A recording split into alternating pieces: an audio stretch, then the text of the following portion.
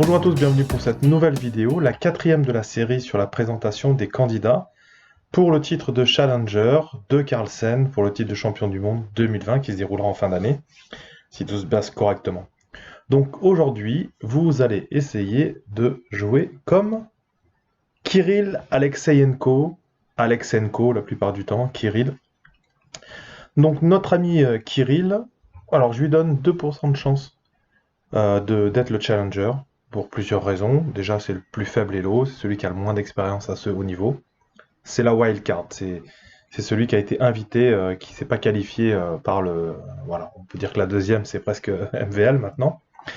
Mais donc, Kirill donc, Alexeyevich Alexeyenko, c'est un joueur d'échecs russe né le 27 juin 1997 à Saint-Pétersbourg. Grand maître international depuis 2015. Il a remporté le mémorial Chigorin à 3 reprises. Et donc sa qualification au tournoi des candidats, il l'a obtenue en faisant 3e à l'Open de l'île de Man. Et puis voilà, les organisateurs du tournoi des candidats ont décidé que la wildcard serait donnée à un Russe, et c'est lui qui l'a obtenu. Son meilleur classement elo, c'est 2715 points obtenus en 2019, donc on va dire quand même qu'il est à son meilleur niveau, hein, ça c'est clair. Ça va être franchement difficile quand même d'aller inquiéter sur un tournoi fermé à double ronde, d'aller inquiéter les meilleurs. Voilà. Donc on va bien voir, des fois ça peut être une surprise, il peut être complètement aussi relâché, avoir rien à perdre, au contraire.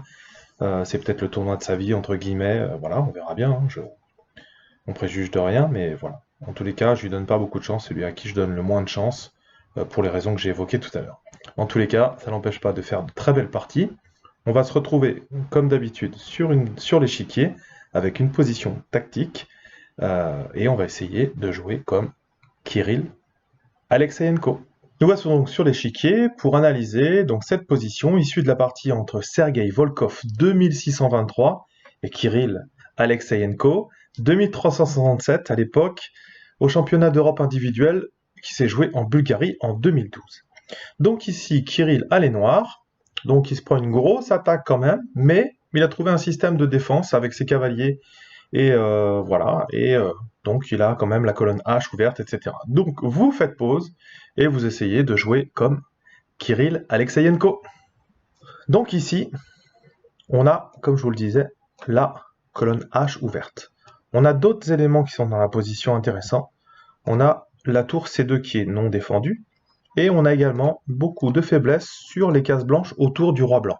Voilà, le fou a disparu, et donc c'est au noir de jouer. Ce qu'on aimerait bien pouvoir jouer, c'est de ramener la dame dans ce coin-là, par exemple ici. Donc la bonne case, ça serait H7. Pourquoi? Parce que de H7, elle pourrait aller menacer mat en 1 en H1, et également la tour en C2 qui est non défendue. Donc en réfléchissant à ça, on se dit où est-ce qu'on peut positionner notre fou. Si on dégage tout simplement le fou ici, eh bien c'est les blancs qui prennent un léger avantage, tout simplement par exemple avec l'échange du cavalier, par exemple, si on prend ici, eh bien c'est déjà mort parce que le cavalier n'est pas défendu. Voilà. Donc ici, on peut s'en sortir avec du cavalier B6. Voilà, on ne peut pas enlever le cavalier parce que on va avoir la tactique qu'on a maintenant. Donc c'est pour ça qu'ils s'en sortent, mais autant le jouer. Donc l'idée, c'est de pouvoir mettre la dame en H7. Donc ici, deux possibilités supplémentaires viennent. Il y en a une qui vient en C5, qu'on va pouvoir analyser. Et ici, Kirill, lui, a joué fou B4, bien sûr, qui attaque la dame. Donc on va voir quand même ce qui passe sur fou C5, qui est quand même avantageux pour les noirs. Ici, meilleur coup pour les blancs. Cavalier C7. Le cavalier prend, et ensuite le cavalier, il n'est plus sur la case E3, donc ça vient diminuer un petit peu. Mais si par exemple on vient jouer roi G2, eh bien on vient quand même jouer les deux possibilités, mais dame H7, et du coup on a l'attaque de la tour ici. Et par exemple sur dame C3, on peut par exemple re-sacrifier le fou, la dame est attaquée, donc dame B3, même cavalier B5, mais voilà, c'est le fait de menacer mat ici et d'avoir menacé la tour en C2 qui fait que c'était avantageux. Par exemple ici cavalier D5, on revient encore avec le cavalier. Ici, les noirs ont un cavalier de plus. Ils sont gagnants. Mais c'est un petit peu plus compliqué que ce qui s'est passé dans la partie, parce que le coup est forçant, parce qu'il attaque la dame. Voilà. Par exemple ici, qu'est-ce que j'avais vu comme coup? Après, par exemple, la prise ici du cavalier en C7, tour C en B2, attaquant la case B7. Ici, même dans cette position, dame H7 est toujours gagnant. Parce que même s'il y a une prise sur B7, par exemple, on voit en C8, la menace de mat existe toujours, donc le roi il va être obligé de bouger. On peut donner directement le fou, mais on peut retrouver également les thèmes qu'il y a dans la partie, c'est-à-dire la tour et la domination des cases blanches. Par exemple ici, dame C5, dame F3, et le fait qu'on menace mat en H1 fait qu'on est quasiment obligé de donner la dame ici. Voilà. Mais on va voir toutes ces variantes un peu plus jolies sur le coup qui a été joué dans la partie fou B4. Donc là, par exemple, on peut regarder tout de suite ce qui se passe sur la prise du fou. C'est le coup le plus naturel. Bien, on vient jouer dame H7 ici. Donc là, on menace ce qu'on a dit. Donc ici, on a peut-être deux possibilités. On peut potentiellement jouer le cavalier ici, redonner, donner le cavalier. Par exemple, si on vient prendre la tour ici, bah, on a gagné déjà la qualité, et en plus le cavalier est de nouveau attaqué. Même sur tour A1 ou tour C1, là on va voir tour A1, eh bien on revient encore, on peut même donner, et sur les cases blanches, on va vraiment dominer. Donc, voilà, donc ça, ce n'était pas possible non plus. Donc il ne pouvait pas y avoir de reprise, donc pas de cavalier H5.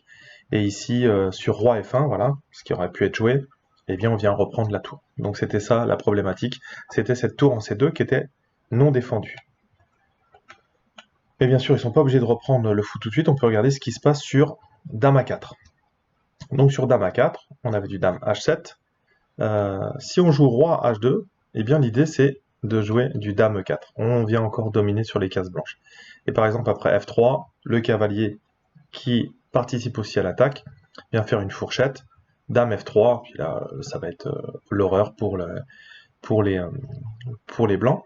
Même si ici un petit coup c'est tour D7, on va ramener encore la tour sur la colonne H, c'était vraiment le fil conducteur. Et là il n'y a plus que des coups un petit peu bizarroïdes de sacrifice pour essayer de tenter de retarder le mat, par exemple du cavalier D6, mais on vient également jouer sur la colonne H. Donc notre ami Fritz nous donne un mat en 10, mais bon voilà, de toute façon on voit bien que les noirs dominent dans cette position. Donc superbe coup de la part de Kirill. Ici, au lieu de... Ils ont tenté de prendre sur C7, mais ici tout simplement on vient prendre la dame, cavalier C6, et puis le roi vient en A8, tout simplement, et c'est terminé. Voilà. Le problème c'est qu'ici on ne peut pas prendre le fou, et on peut absolument pas jouer la dame, sinon on va se retrouver face à dame H7. Je n'ai pas voulu vous inonder de toutes les variantes, mais vous pouvez mettre cette position, la position du départ, et vous allez voir toute la richesse. Et ce qui est intéressant, c'est vraiment l'affaiblissement des cases blanches autour du roi. Voilà, on pourrait penser que c'est les blancs qu'on attaque sur le roi, mais le roi est quand même plus en sécurité. Voilà, parce que c'est des cases noires qui sont un petit peu affaiblies, mais pour l'instant, le fou ne peut pas y accéder, alors que la dame avait possibilité de s'infiltrer. Ça, c'est vraiment intéressant et important de pouvoir le mettre dans vos parties. Ça. Voilà, donc bon, 2% de chance pour Kirill Alexeyenko. Pareil, je demande qu'une chose, c'est qu'il me surprenne. J'espère pour lui qu'il va faire quelques points. Il pourra peut-être jouer les arbitres à la fin, parce que il va falloir faire les points pour... on a mis tous, parce que j'ai fait un sondage, et puis on a mis Caruana, Digniren et MVL. Même MVL, c'est votre favori, une chance sur deux pour vous qui soit le challenger, j'aimerais bien. Dans tous les cas, on va dire c'est 300 au-dessus. Peut-être que c'est les points sur les derniers qui va compter.